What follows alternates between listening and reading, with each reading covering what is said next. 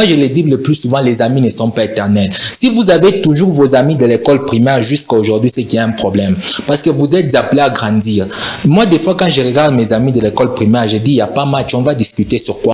Comprenez que si vous voulez vous élever sur l'échelle sociale comme Joël Francis Tatou, pas d'excuses. Prenez-vous carrément, allez entrer dans les deux.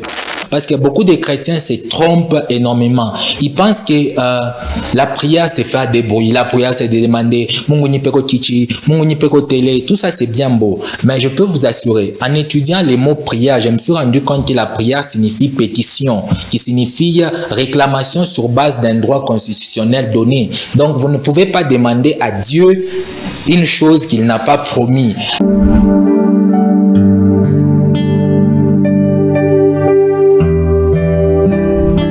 Il se fait que beaucoup de gens se posent des questions, comment je peux être aussi reconnu socialement par mes pères, par mes proches.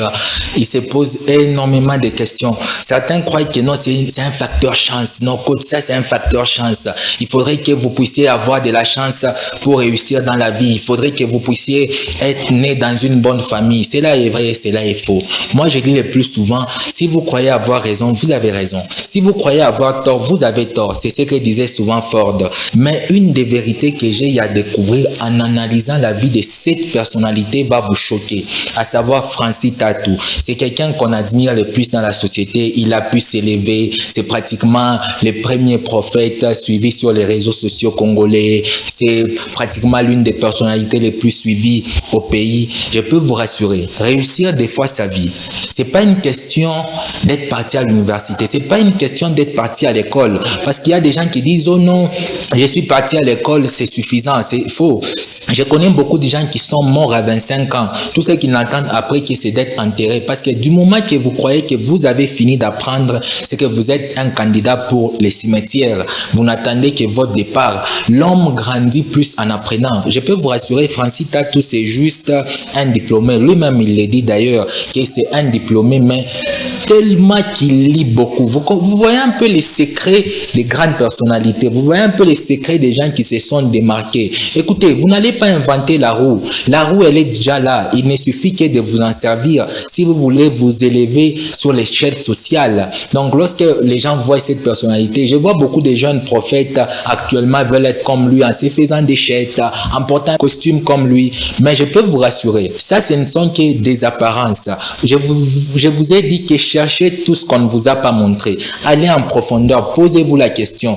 Comment lui il a fait? Comment il a procédé? Il vous dira qu'il lit beaucoup.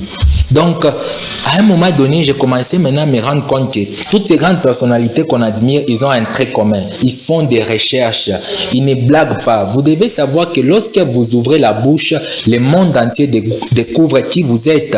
Voilà pourquoi avant d'ouvrir la bouche, vous devriez vous rassurer d'avoir quelque chose dans votre esprit. D'ailleurs, comme Albert Einstein le dit, que mieux vaut parler une bouche pleine qu'avec un cerveau vide parce que c'est pire. Beaucoup de gens, lorsque tu es avec lui, tu as envie de fuir. Il n'est pas intéressant. D'abord, il commet des fautes de français. Tu es jeune, tu as entre 20 et 30 ans. Lorsque tu parles une seule phrase, tu as déjà commis 1000 fautes. Comment tu vas ce qu'on puisse te prendre avec sérieux? Soyons quand même honnêtes. Comment tu vas ce qu'on puisse te prendre avec sérieux? Mais je peux vous rassurer que rien que la lecture, ça peut corriger pratiquement tous vos lapsus là de langage et consorts. Toi, depuis que tu es en train de parler, tu ne fais que te tromper. Même la personne qui va t'embaucher va se dire, oh mon, tu n'as pas communiquer ma message il y a bongo au central room, au control room, et par conséquent, tu seras exclu. Donc, vous devez comprendre que les gens qui se sont élevés sur l'échelle sociale, ce ne sont pas des dieux. Ce sont les gens de la même nature que nous.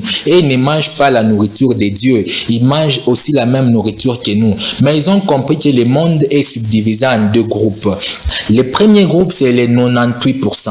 Le second groupe, c'est les 2%. Il y a d'autres personnes qui disent les 3%, les 1%, comme il est même établi que 20% de la population mondiale détient 80% des richesses. Ces gens ont compris que la vie, il faut arrêter de se plaindre. Il faut arrêter d'accuser les gouvernements. Il faut arrêter d'accuser les proches. Moi, je dis le plus souvent, c'est vrai que peut-être qu'on t'avait abandonné. C'est vrai peut-être que tes parents sont morts. C'est vrai peut-être que tu es né dans une famille défavorisée. C'est vrai tout ça. C'est vrai. Mais tu n'as plus 10 ans. Tu as maintenant 20 ans. Tu as maintenant 25 ans. Tu peux te débrouiller. Tu peux faire un petit boulot, tu peux gagner un peu d'argent lorsque les gens disent oh non, les livres coûtent cher, oh non coach. Moi je les regarde, je me dis mais comment tu arrives à payer chaque jour les mégas pour être sur internet? Je peux vous rassurer.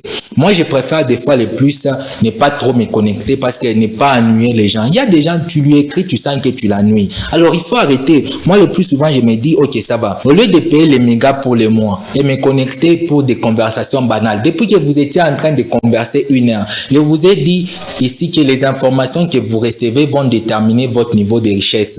Parce qu'il y a des informations, lorsque tu les reçois, c'est là le potentiel de te rendre riche. Mais il y a des informations, posez-vous la question, comme je l'avais partagé dans la rubrique là de Bénédicte, qu'un avocat m'a appelé, me dit que non, j'ai un Chinois qui aimerait acheter une parcelle à tel endroit. Si je ne me retrouvais pas dans son sillage à lui, il n'allait jamais m'appeler. Vous devez vous rassurer que vos conversations souvent banales sur WhatsApp déterminent votre pauvreté. Moi, je le dis le plus souvent, les amis ne sont pas éternels. Si vous avez toujours vos amis de l'école primaire jusqu'à aujourd'hui, c'est qu'il y a un problème. Parce que vous êtes appelés à grandir. Moi, des fois, quand je regarde mes amis de l'école primaire, je dis, il n'y a pas match, on va discuter sur quoi, on va parler sur quoi. Ce n'est pas de l'orgueil, mais c'est comme ça, la vie se présente. Donc, vous devez savoir que le plus souvent, vos conversations, 1 heure du temps. Moi, je me pose souvent la question, 1 heure du temps après, qu'est-ce que je vais sortir dans cette conversation ici? Si ça ne va rien m'apporter, je me dis, je suis en retard. Moi, je fais partie des gens qui croient que les retards existent. Je suis en retard dans ma vie. Donc, je dois travailler dur, je dois me battre. Donc, je dois me former, je dois me perfectionner. Je peux vous assurer, il y a des appels comme ça. Un appel de 5 minutes, de 2 minutes qui te fait sortir avec de l'argent. Il ne te fait même pas beaucoup parler. Donc, comprenez que si vous voulez vous élever sur l'échelle sociale comme Joël Francis Tatou, pas d'excuses. Prenez-vous carrément, allez entrer dans les 2% qui lisent, qui se forment, qui se transforment. Je peux vous assurer, j'avais lu un livre qui m'avait bouleversé complètement sur les réseaux sociaux que vous aimez tant. Ce livre-là parle sur les enfants des milliardaires que nous voyons le plus souvent. Il y a une école aux États-Unis où ils envoient leurs enfants. Et dans ces écoles-là, imaginez les téléphones, les tablettes, c'est interdit. Alors, entre nous, les géants de la tech interdisent à leurs enfants d'utiliser les téléphones. Mais vous pensez que c'est être blanc quand vous payez des téléphones à vos enfants. Parce que vous êtes en train d'empoisonner, vous êtes en train de détruire leur avenir. Donc comprenez que ce n'est pas de l'amour, c'est de la naïveté. C'est que c'est de la bêtise que vous êtes en train de faire. Je ne suis pas contre le fait de laisser les téléphones à ses enfants. Mais vous devez comprendre que rien ne remplace la place de la connaissance dans la vie de quelqu'un. Ce que tu connais va déterminer ce que tu vas avoir dans ta vie. Et vous devriez vous assurer que vos enfants connaissent, que vos enfants lisent. Et si vous voulez que vos enfants lisent, soyez la première personne à lire.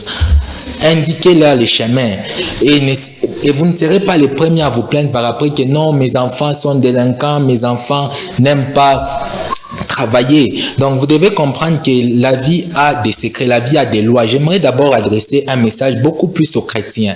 Parce que beaucoup de chrétiens se trompent énormément. Ils pensent que la prière, c'est faire des bruits. La prière, c'est de demander Munguni Peko Kichi, Munguni Peko Télé. Tout ça, c'est bien beau. Mais je peux vous assurer, en étudiant les mots prière, je me suis rendu compte que la prière signifie pétition, qui signifie réclamation sur base d'un droit constitutionnel donné. Donc, vous ne pouvez pas demander à Dieu une chose qu'il n'a pas promis, c'est que vous tapez poteau.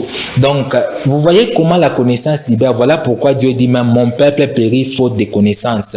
Donc, avant d'abord même de demander quelque chose à Dieu, posez-vous la question, est-ce que Dieu, tu l'as dit quelque part, donc tu es obligé d'aller lire. Donc, tu es obligé d'aller faire des recherches. Si chez Dieu, il ne fait pas d'excuses, alors, à combien plus forte raison vous ne devriez pas avoir des excuses dans votre vie en ce qui concerne la connaissance. Donc, rassurez-vous, chaque fois que vous pourrez dire c'est cher, chaque fois que vous pourrez dire je n'ai pas le temps, sachez que vous êtes un candidat pour rester au bas de l'échelle.